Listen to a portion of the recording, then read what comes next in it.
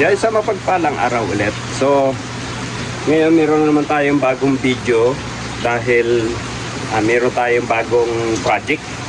No? So, ito yan. Yan, yung nakikita nyo mga galon na nakahiga.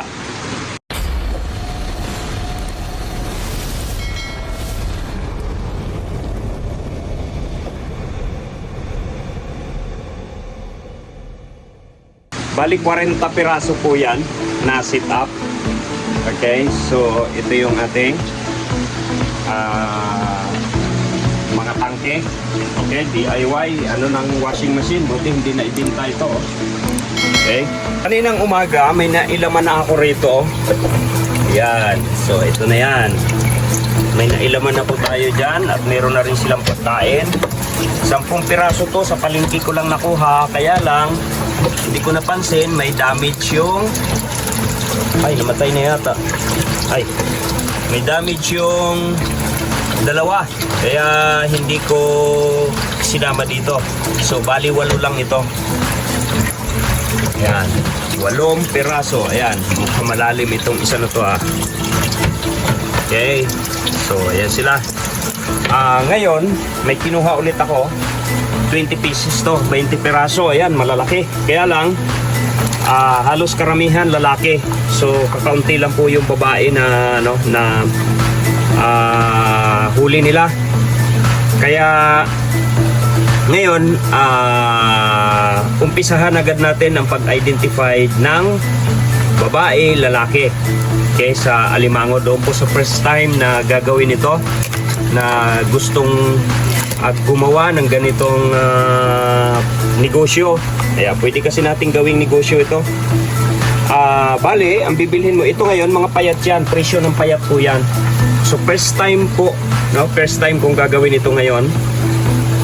Bali, ito na siya ngayon.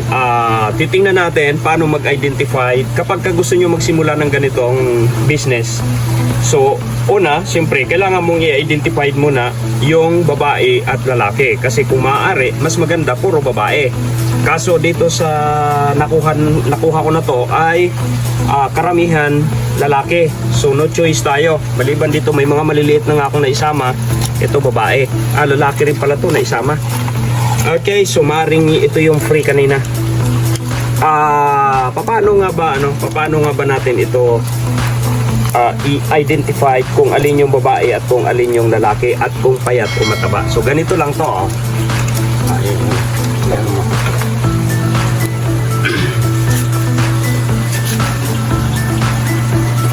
Ayan. So unang-una, paano mo malaman kung mataba o payat ang alimango? Okay, siyempre doon pa lang sa bibilhan natin, alam na agad nila na yan ay mga payat dahil ang presyo mura kisa doon sa mga aligigan. Kaya lang may may bakterya o may sakit. Yan o. So, pero masisigla naman kasi ngayon lang to huli, ngayong maghapon dahil umulan. So mas madaling manghuli o maganda manghuli ng alimango pagka ganitong umuulan dito sa amin. Paano nga ba i-identify yung payat at mataba? No, para lang to sa mga baguhan, yung mga gustong mag-umpisa. Bali, pipisilin mo lang to dito, ito tong singit na to, or dito. Yan. Yeah, kapag malambot yan, ito katulad nito matigas, so may laman to, kaya lang lalaki ito. Ayan matigas siya, ibig sabihin may laman yan. Kapag kapayat kasi, malambot, kapag ginano mo, ito itong mga to, malalambot yan. So mga payat yan, pag ginano mo, napakalambot niya. So, paano naman natin ma-identify kung lalaki o babae? At meron din pong bakla nito. May bakla nitong alimango. So, mamaya meron ako ditong nakuhang isa bakla. Paano maklalaman kung babae o lalaki? Kapag ang lalaking alimango ganito, yan, naka-V ito, to. Yan. Yan yung lalaking alimango. Ang babae naman, tingnan nyo, iba ang korte ng, ayan, ito yung babae.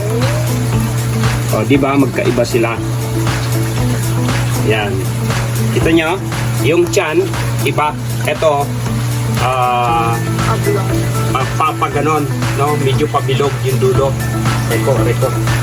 Pabilog yung dulo niya. So, ibig sabihin yan, babae yan. So, paano naman natin ma-identify yung bakla? Paano natin ma-identify yung bakla? Meron ditong isa. Okay, nalaman nyo na. So, ito yung babae. Ang lalaki ay yung pakaba. Yan yung lalaki.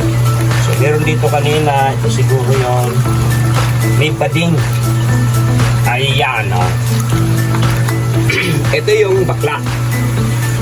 Hindi siya bilog na ganon, kundi para din siyang B-type na malaki. Saan na ba yung ano kanina? Yung babae kanina? Tingnan niyo yung kaibahan. Ay, asan ba yun? Ayan. Tingnan niyo yung kaibahan sa babae at sa bakla. Hindi yan babae, bakla yan. Oh. Di ba? So, magkaiba.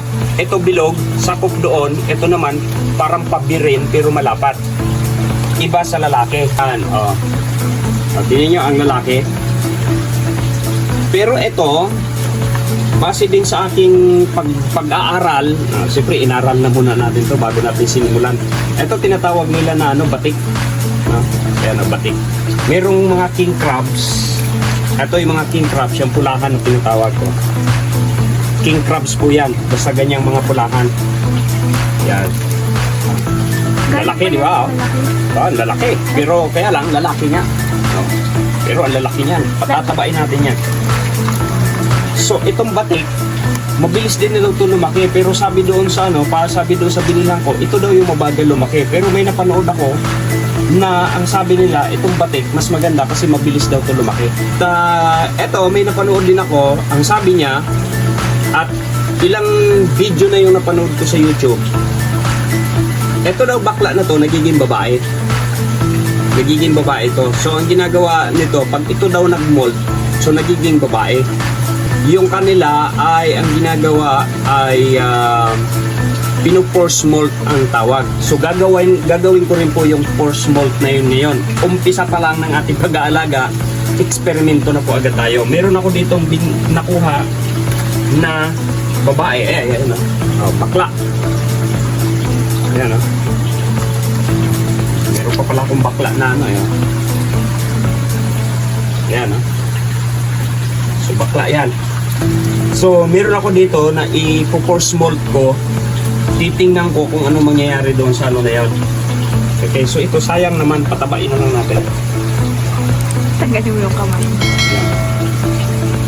Pero matataba oh. Matataba siya, laki oh. Laki nito oh, ilang kilo kaya to? Timbangin natin. Ito yung timbangan ko. Yan, ilalagay na natin dito isa-isa sa ating sa ating page.